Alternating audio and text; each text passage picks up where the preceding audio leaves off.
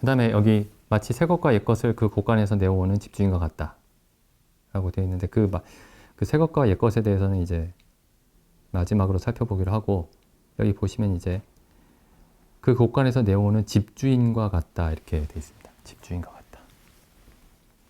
그러니까 새 것과 옛 것을, 여기 집주인은 이제 비유니까 이 집주인이 누굴까요? 집주인이 하나님이겠죠. 하나님입니다. 그래서 이제 우리가 복음을 전한다라는 게 그냥 뭐 하나님을 믿는 사람으로서, 예수님을 믿는 사람으로서, 복음을 좀 알고 있는 사람으로서 복음을 알지 못하는 사람에게 전한다, 뭐 그렇게 이해를 해도 크게 틀린 건 아니겠지만은 집주인의 역할입니다. 집주인을 대신하는 겁니다. 그래서 어떤 면에서는 굉장히 두려운 일이죠.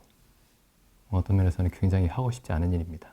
뭐 다른 사람을 대신하면은 그냥 내가 정성껏 그 사람의 의도를, 내가 최선의 노력을 다해서 그 사람의 의도를 다른 사람들에게 잘 전달하면 되는데, 하필 우리가 중간에 서서 전달해야 되는 그 사람의 전달해야 되는 그 의도가 누구의 것이냐면 하나님의 것입니다.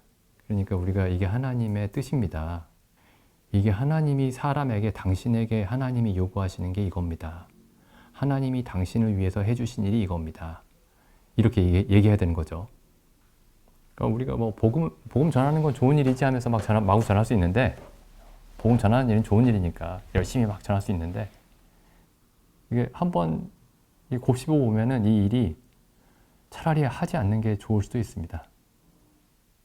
하나님이 이렇게 말씀하셨다, 이렇게 얘기해야 되는 거거든요. 하나님이 이렇게 말씀하셨습니다.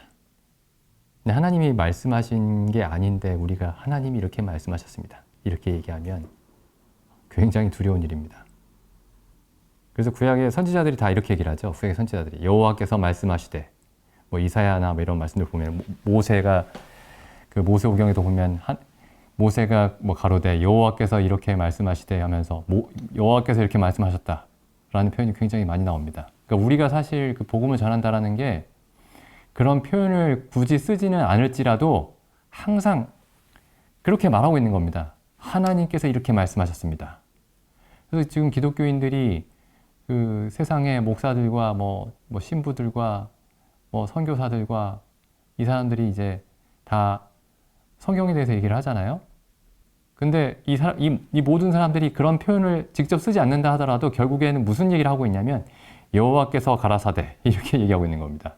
근데 여호와께서 말씀하신 게 아닌데 그렇게 우리가 얘기하고 있으면, 뭐 우리가 주변에 만나는 사람이든지 아니면은 뭐 내 자녀에게든지 전도한다는 그런 좋은 의도로 뭐 이렇게 믿으면 된다, 이런 걸 믿으면 된다, 이렇게 믿으면 구원받는다, 우리가 그렇게 얘기를 하는데 사실 그 앞에 항상 여호와께서 말씀하시되 라는 말을 우리가 항상 사용하고 있다라는 사실을 생각을 해야 됩니다. 그래서 이게 저도 이제 이 시간이 가면 갈수록 이게 참, 이게 굉장히 두려운 일이구나, 이거 굉장히 두려운 일이다, 이게 할 수만 있으면 하지 않으면 참 좋을 일이다 라는 생각이 들더라고요. 안 할 수는 없겠지만, 왜냐면 성경에 이제 하라고 하셨죠. 너희는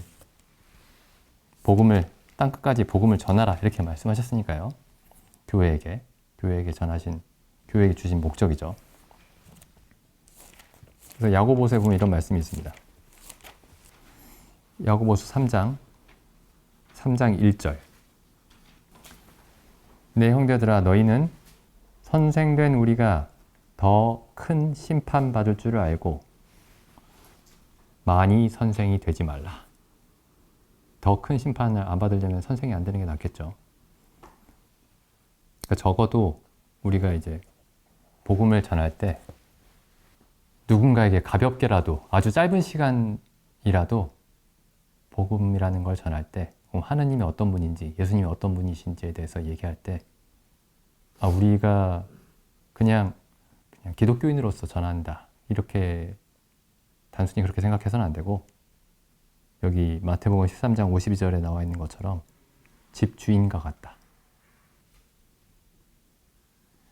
십계명 두 번째 계명에 보면 이런 말씀이 있죠. 출애굽기 잠깐 가보시면 세 번째 계명이죠. 출애굽기 20장 7절. 너는 너의 하나님 여호와의 이름을 망령되이 일컫지 말라. 나 여호와는 나의 이름을 망령되이 일컫는 자를 죄 없다 하지 아니하리라. 그래서 이제 그 영어에서는 그 예수님의 이름을 가지고 욕설을 합니다. 사람들이 뭐 영어로 된 영화나 드라마 뭐 보시면 이제 영어로 욕설을 많이 하죠. 예수님의 이름이 욕설입니다. 그래서 그래서 이 계명을 가지고 예수님의 이름을 하나님의 이름을 망령되이 일컫지 않았습니까? 이렇게 사람들의 죄를 지적할 때 그 영어권의 사람들은 그렇게 하더라고요. 근데 우리가 하나님은 이런 분입니다 라고 얘기했는데 우리가 얘기한 내용이 하나님의 참 모습이 아니면 우리가 하나님의 이름을 망령되이 일컫는 겁니다. 굉장히 두려운 일이죠. 굉장히 두려운 일입니다.